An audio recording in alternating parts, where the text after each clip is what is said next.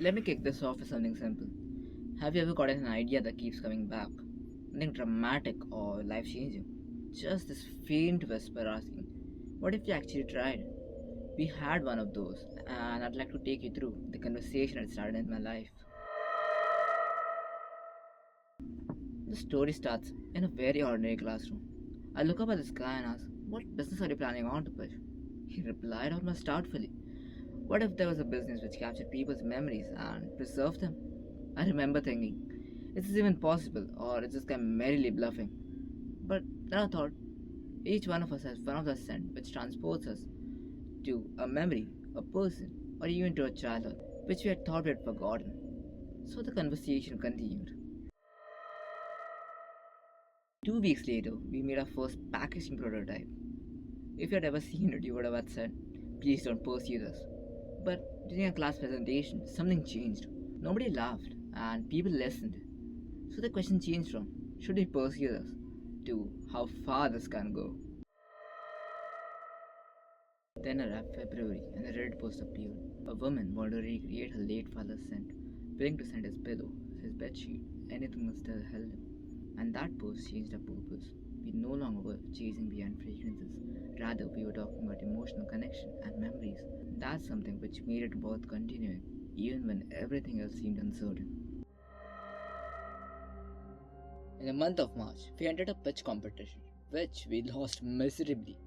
Every other team had finished prototypes and products to display, whereas we, on the other hand, had just some hope. We then went to Masjid Bandar and bought our first sample perfume bottle. It was fragile and pretty expensive, but after months, our idea was more than just conversations. It was physically in our hands.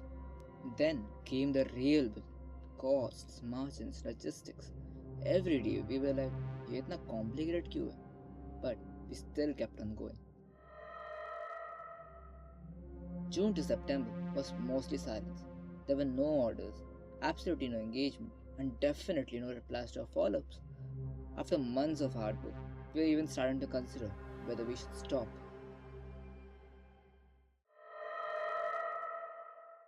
Then October arrived. We were doing what we had been doing for weeks, classes, submissions, presentations. But on the 3rd of October, the silence finally broke. My phone suddenly vibrated on the table. I almost didn't check it, thinking it was probably another spam message from a company I've never heard of. But I still picked it up, and it said, I stared at it, and for a second I was like, who is this? One of us? A friend? Or someone making a stupid joke? But then I saw the location.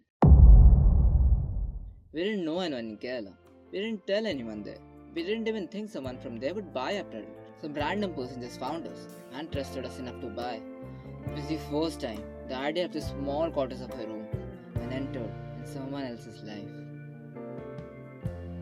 Lighten up, take me on your magic river. Tell me all your dreams align. Sign me up and tell me about the people that you know.